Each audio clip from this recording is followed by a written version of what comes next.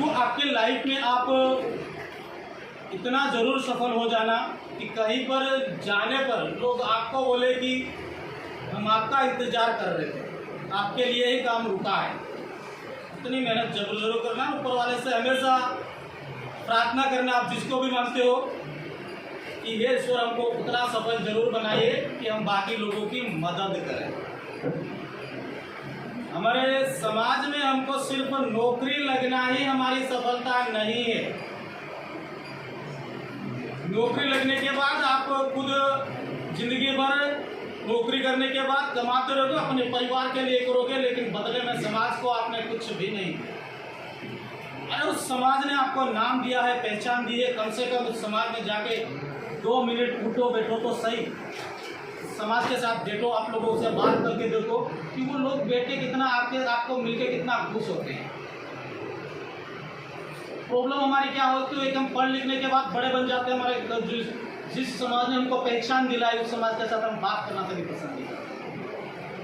तो बेटा आगे जाके सफल होगे तो ऐसी गलती बिल्कुल भी मत करना, अपने समाज के साथ जुड़े रहो। जितना ज़्यादा इस समाज और अपनी भूमि की इज्जत करोगे उतनी ज़्यादा इज्जत आप लोगों को मिलेगी। चले अब ज़्यादा ज्ञान नहीं देते हुए अपना क्लास स्टार्ट करते हैं, ठीक है। हम यहाँ पे पढ़ने वाले हैं, आज मध्य प्रदेश के खनिजों के बारे में बात करने वाले हैं, ठीक है। ये खनिज वाला एक ऐसा टॉपिक है, ये कैसा टॉपिक है, आपका अर्थशास्त्र का टॉपिक है, अर्थशास्त्र का टॉपिक हो जाएगा, इकोनॉमी का टॉपिक हो जाएगा। और इसके जो आंकड़े हैं, जो है गणना है, वो आंकड़े हैं आपके हर वर्ष बदलते हैं। क्या बदलते हैं? हर वर्ष इसके जो है आंकड़े चेंज हो जाते हैं। देश में पहली बार खनिजों के लिए नीति बनी थी, अधिनियम बना था, उसे कहा जाता केंद्र सरकार खान एवं खनिज अधिनियम 1957। इस अधिनियम के तहत केंद्र सरकार को भी हस्तांतरण किया गया था। जो भी खनिज उत्पादन होगा उस खनिजों में केंद्र सरकार का भी हिस्सा रहेगा। मध्य प्रदेश सरकार के द्वारा खनिज निगम की स्थापना की गई थी 1962 में। राज्य की पहली खनिज नीति की घोषणा हुई थी 1995 में और नई खनिज नीति की घोषणा हुई थी 2010 में। तो वर्तमान में जो खनिज नीति चल रही है वो कौन सी चल रही है? आपकी 2010 की चल रही है अभी तक यहाँ पे, ठीक है। इसके बाद क्या किया गया? राज्य सरकार ने, मध्य प्रदेश सरकार गौण खनिज अधिनियम आया 1996 में। गौण खनिज का मतलब होता है कि कम वैल्यू वाले खनिज,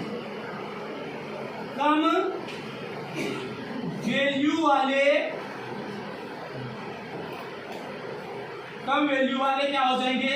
खनिज।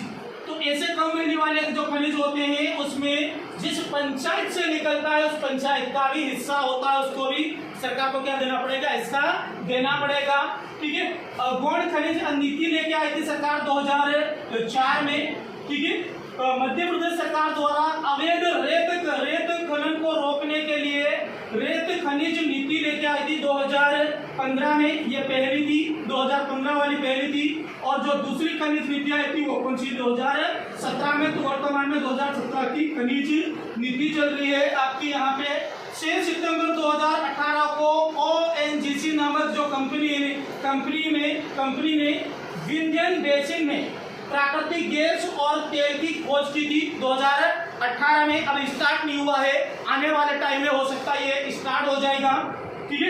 इसके बाद आगे हम बात करते हैं यहाँ पे देश में मध्य प्रदेश का खनिज उत्पादन में तीसरा स्थान है।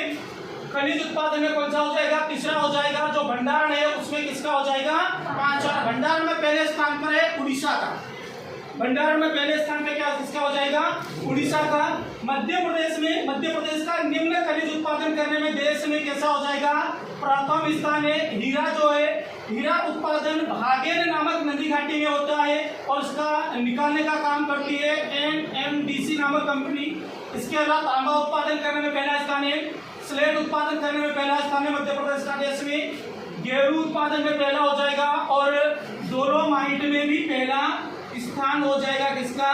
मध्य प्रदेश का, ठीक है। स्लेट जो है वो एशिया का एकमात्र देश है जो है मध्य प्रदेश आपका क्या बोलना चाहिए? भारत के मध्य प्रदेश राज्य के मंदसौर नामक जिले में उत्पादन होता है, ठीक है। हम निम्न देशों को विदेशों में भी खनिज सप्लाई करते हैं, निर्यात करने का काम करते हैं। अमेरिका, ब्रिटेन, जर्मनी, जापान और रूस, इन देशों को हम विशेष करके यहाँ से खनिज भेजने का काम करते हैं। जर्मनी और जापान में मैग्नीज भेजते हैं अपन यहाँ पे, ठीक है। इसके अलावा और भी भेजा जाता है। मध्य प्रदेश में 30 प्रकार के खनिज पाए जाते हैं। 30 प्रकार के खनिजों में से हम सिर्फ आपके 23 प्रकार के खनिजों का ही उत्खनन कर रहे हैं, निकाल रहे हैं। बाकी 60 प्रकार के खनिजों को हम नहीं निकाल रहे हैं। इसके बाद आगे जो पढ़ेंगे अपन यहाँ पे कोयले के बारे में बात करेंगे। कोयला जो हो जाएगा ये एक प्रकार की औषधि चट्टानों का रूपांतरण है। और ये कैसा हो जाएगा, कोयला जो किस कैटेगरी में आता है, जीवाश्म। किस कैटेगरी में आता है, जीवाश्म। हिंदी में हम औषधि चट्टान बोलते हैं, इंग्लिश में कहा जाएगा सेडामेंटली रॉक। कोयले को उद्योग की जननी कहा जाता है, ठीक है। कोयले को उद्योग की जननी कहा जाता है क्योंकि देश के बहुत सारे जो उद्योग है वो कोयले के ऊपर डिपेंड करते हैं, इसलिए इससे क्या कहा जाएगा, उद्योग की जननी कहा जाता है। और जो कोयला है, कोयले को क्या कहा जाता है, काला हीरा कहा जाता है, ब्लैक डायमंड कहा जाता है। कोयले की कार्बन के आधार पर इसे 4 भागों में डिवाइड किया गया है। सबसे अच्छा कोयला होता है एंथ्रासाइट, इसे उच्च कोटि का कोयला कहा जाता है, जो देश के मात्र 4 राज्यों में पाया जाता है। आपका झारखंड के धनबाद में प्रसिद्ध है, छत्तीसगढ़ के कोरबा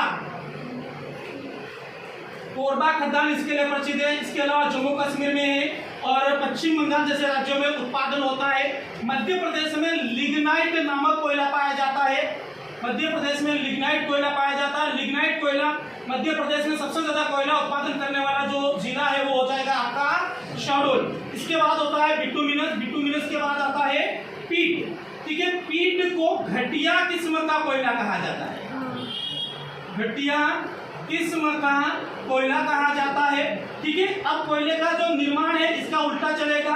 कोयले निर्माण बनने की पहली प्रोसेस को कहा जाता है पीट, दूसरा हो जाएगा बिटुमिनस, तीसरा लिग्नाइट और चौथा जो हो जाएगा वो हो जाएगा एंथ्रासाइट, ठीक है। इसके बारे में मैं कल और चीजें आपको बता दूंगा।